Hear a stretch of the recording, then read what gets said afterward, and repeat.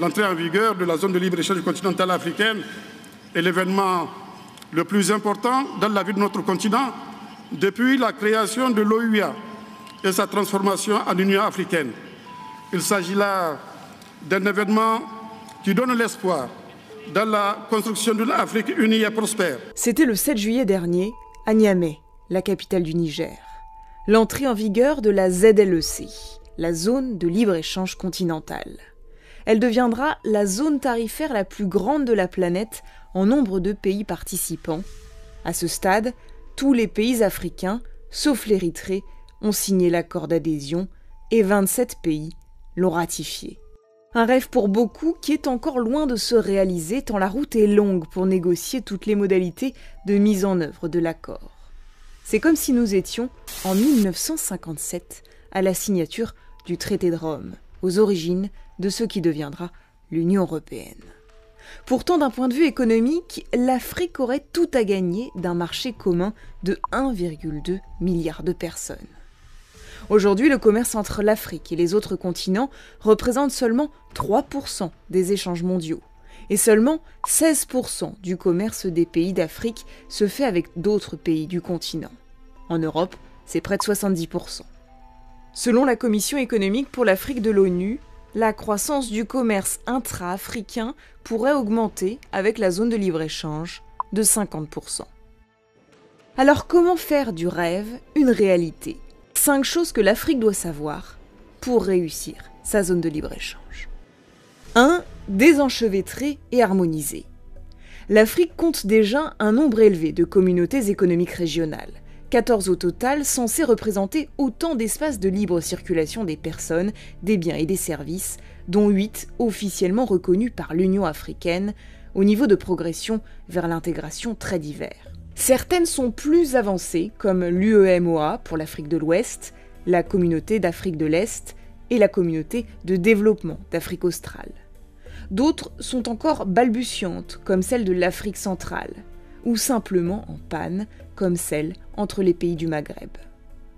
Des zones de libre-échange qui n'ont jusque-là pas vraiment permis le développement du commerce. En cause le manque de coordination, voire la mésentente politique entre États, mais aussi la négociation en ordre dispersé d'accords commerciaux avec le reste du monde, et le fait que certains États sont membres de plusieurs organisations à la fois. Vous voyez un bol de spaghettis ? Eh bien on n'est pas loin de ça. S'ajoutent à cela les obstacles non tarifaires, nombreux et bien enracinés. La lenteur. Il faut au moins 30 jours de dédouanement des marchandises en Afrique de l'Ouest, alors qu'en Europe, cette démarche administrative ne dépasse pas les 10 jours. Les pratiques anormales, comme les rançonnements et les contrôles abusifs aux frontières. Ou encore le non-respect des règles contingentaires, c'est-à-dire le volume d'importation autorisé dans un accord économique. Il n'est pas rare qu'une marchandise reste bloquée à la frontière, le douanier invoquant une interdiction d'importation. Pour donner son plein effet, la zone de libre-échange doit être complétée rapidement par une harmonisation des taux et règles douanières, ce qui nous amène à la deuxième condition pour la réussite de la zone de libre-échange, la solidarité.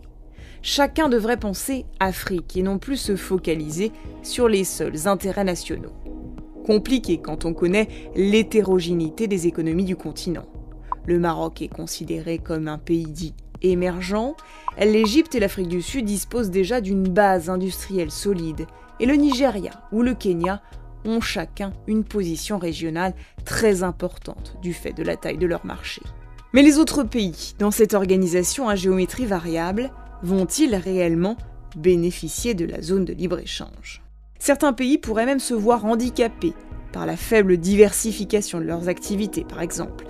Comparons le Maroc et le Tchad. 75% des exportations marocaines sont composées de plus de 80 lignes de produits, alors que celles du Tchad totalisent 82% sur un seul et même produit, le pétrole. Autre handicap, l'accès à la mer. On remarque que 16 des 54 pays engagés dans cette ZLEC sont enclavés. Ces pays sont de prime abord pénalisés. Cela se traduit par un surcoût en termes d'échange. Voilà pourquoi il faut prévoir ce qu'on appelle des mécanismes de péréquation et de redistribution des ressources des plus riches aux plus pauvres. C'est grâce à ces mêmes mécanismes que l'Irlande et le Portugal sont sortis du marasme économique dans lequel ils étaient plongés dans les années 70, grâce à l'aide des pays les plus riches de l'Union européenne. La ZLEC devra inventer son fonds de développement, auquel contribueront les pays les plus développés en proportion de leur richesse nationale. Pour l'instant, rien de concret n'a été évoqué. Troisième condition, protéger les économies nationales, notamment des importations qui viendraient abusivement inonder le marché et concurrencer des industries naissantes. C'est tout le débat sur les clauses d'origine, soit ces caractéristiques autorisant un produit à se labelliser « Made in Africa » et ainsi à bénéficier de droits de douane préférentiels. Des pays sont très attentifs à ce problème, en particulier le Nigeria, qui a renâclé à signer l'accord, mais également l'Afrique du Sud. Tous deux craignent que ces pays, comme le Togo, le Cameroun ou le Bénin, habitués à importer de Chine, du Brésil ou d'Europe, soient de simples plateformes de réexportation. Pour ces raisons, une règle simple sera probablement retenue, à savoir au minimum 50% de la valeur ajoutée des produits réexportés devra être originaire d'Afrique.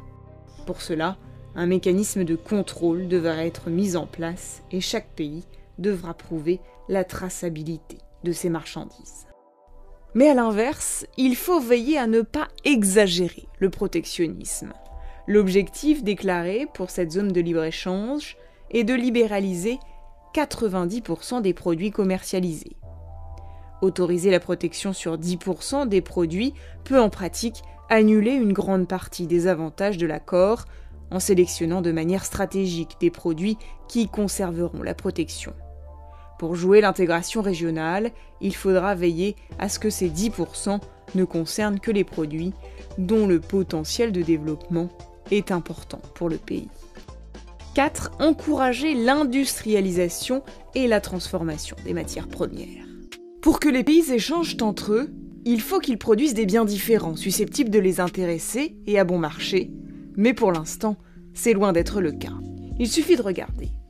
La Côte d'Ivoire ne vend pas son cacao au Mali, qui ne lui vend pas pour autant son or. D'ailleurs, le Mali et son voisin, le Burkina Faso, les deux champions du coton, n'ont pas grand-chose à s'échanger, tout comme les fleurs coupées du Kenya n'intéressent pas l'Éthiopie, qui en produit aussi. Bref, pour échanger, il faut de la complémentarité, et donc développer des industries susceptibles de transformer les matières premières. Prenons le coton. Seulement 3% du coton cultivé au Sahel est transformé localement, et ça depuis plus de 20 ans. Dans ces conditions, il est aujourd'hui impossible de satisfaire la demande d'une industrie textile voisine. Pour les avocats de la zone de libre-échange, une intégration régionale accélérera la diversification des économies en offrant aux entreprises locales un marché de plus d'1 milliard de consommateurs. Mais pour cela, il faudrait que chaque pays développe des filières industrielles complémentaires. Par exemple, le Maroc, qui s'est lancé dans l'industrie automobile, pourrait s'appuyer sur la bauxite du Ghana pour fabriquer la carrosserie et l'EVA de Côte d'Ivoire pour réaliser les pneumatiques. 5. Améliorer la logistique et les infrastructures de transport.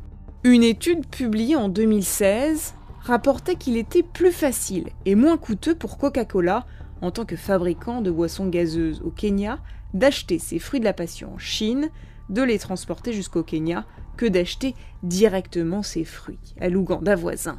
Et en 2009, le président de la Banque de développement des États de l'Afrique centrale, Anissé Georges Dologele, déclarait que le transport de marchandises entre Douala et N'Djamena coûtait 6 fois plus cher qu'entre Shanghai et Douala et demandait 2 fois plus de temps. Pour comprendre, il suffit d'observer le kilométrage de routes goudronnées. Dans les pays africains à faible revenu, on compte 318 mètres pour 1000 habitants, contre 1000 mètres en moyenne dans les pays en développement et 15 000 mètres dans une économie avancée comme la France. C'est pour cette raison que certains plaident pour l'accélération de la construction des corridors de développement. Côté transport maritime, la plupart des ports africains souffrent d'une gestion médiocre. S'ajoute à cela une connectivité insuffisante entre ces ports, les routes et les voies ferrées. Quant au transport aérien, il reste encore trop cher et limité. Vous l'aurez compris, la mise en place de la zone de libre-échange continentale est complexe et n'en est qu'à ses prémices. L'Union européenne existe depuis 62 ans et continue encore à s'ajuster. Mais née à l'ère du numérique, la ZLEC n'aura pas les contraintes de son aîné, des coûts de transaction bien plus bas et des échanges d'informations facilités. Une chose est sûre, pour assurer son émancipation économique, l'Afrique doit s'unir, comme le suggérait en 1963 le père du panafricanisme, le Ghanéen Kwame Nkrumah. S'unir et surtout apprendre à s'entendre.